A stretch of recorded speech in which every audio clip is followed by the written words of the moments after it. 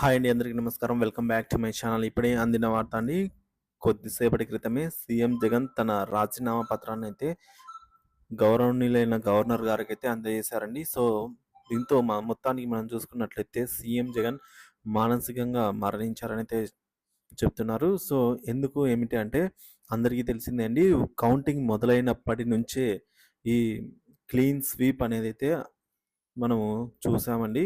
So మొత్తానికి వైసీపీకి సంబంధించి అనుకున్న రేంజ్‌లో అయితే సీట్లు రాలేదు కదా! అసలు ఊహించని స్థాయిలో అయితే వచ్చాయండి రిజల్ట్స్ అనేవి గూడా. సో ఫస్టు మొదటి రౌండ్‌లోనే క్లీన్ స్వీప్ అనేది అర్థమైపోయింది. సో అదే విధంగా అన్ని చోట్ల అదే విధంగా అయితే జరగడం జరిగిందండి.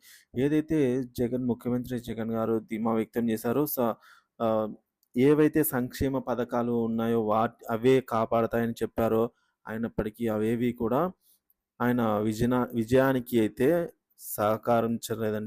సహకరించలేదనే చెప్పాలి.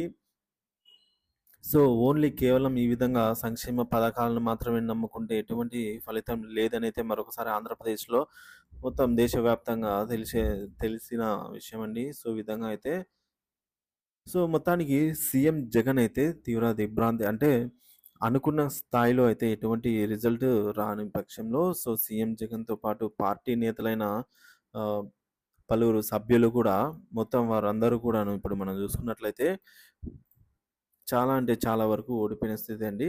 అలాగే ఈ వైసీపీ నుంచి విడిపోయి వెళ్ళిపోయిన అభ్యర్థులు గూడా చాలామంది అధిక మెజారిటీతో అయితే టీడీపీలో గెలవడం ఇవన్నీ కూడా జగన్‌కి డ్రాబ్యాక్ కావడం అయితే జరిగిందండి. సో అదే విధంగా జగన్‌కి సంబంధించి చాలా డ్రాబ్యాక్స్ అయితే ఉన్నాయి. వాళ్ళు గూడా పసిగట్టలేదు.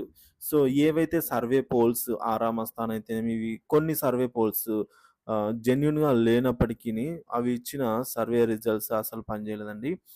సో మనకు సర్వే రిజల్ట్స్ జెన్యూన్‌గా అంటే కేకే సర్వేస్ అనేవి మనకైతే జెన్యూన్‌గా రిపోర్ట్ ఇచ్చినట్లే అర్థమవుతుందండి. ఎందుకంటే ఆల్మోస్ట్ జనసేనకు సంబంధించి 21కి 21 స్థానాలు వస్తాయని అయితే చెప్పారు. ఆ దిశగానే ఇప్పుడైతే ముందుకు వెళ్తుంది జనసేన పార్టీ. ఇక టీడీపీకి సంబంధించి కూడా వాళ్ళు ఇచ్చిన 140 దాకా సీట్లయితే కైవసం చేసుకోవచ్చని చెప్పారు. 136 వరకైతే లీడింగ్‌లో ఉంది. ఇక వైసీపీకి సంబంధించి కూడా చెప్పినట్టుగానే దాదాపుగా 10 సీట్ల వరకైతే లీడింగ్‌లో ఉందండి. సో ఇప్పటి వరకు ఉన్న తాజా సమాచారం ప్రకారం ఎవరైతే అసెంబ్లీ స్థానాల గురించి చర్చించినట్లయితే ముఖ్యంగా మనకు టీడీపీ నుంచి చాలామంది విన్ అయ్యారండి. ఎవరెవరు విన్ అయ్యారనేది చూద్దాం. ఇక్కడ మనం చూడొచ్చు.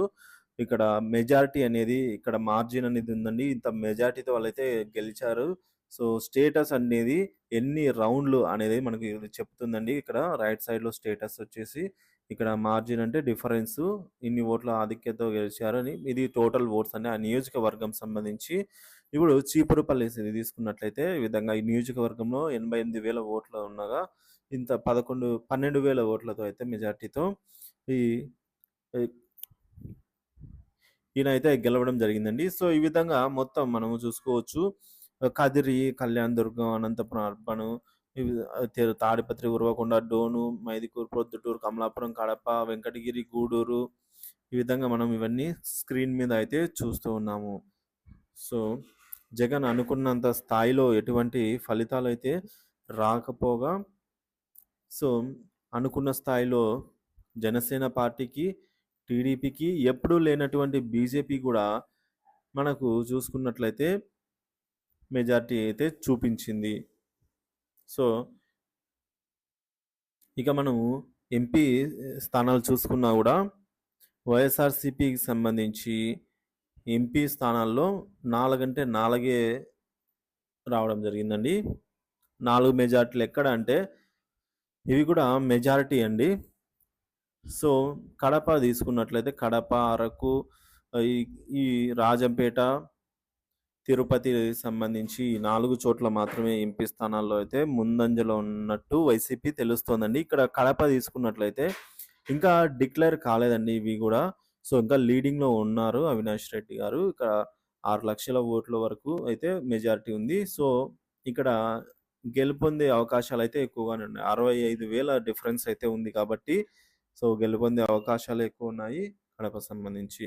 ఇక అదే విధంగా మనము చూసుకున్నట్లయితే అరకు వీటిలో కూడా రిజల్ట్స్ అయితే రానున్నాయి. సో ఇదండి ఇప్పటివరకు ఉన్న తాజా సమాచారం. ఎప్పటికప్పుడు ఎలక్షన్ సంబంధించి రిజల్ట్స్ పూర్తి స్థాయిలో వచ్చే అనౌన్స్మెంట్ అయ్యేంత వరకు తాజా సమాచారం అయితే అందిస్తాను. Thank you for watching this video.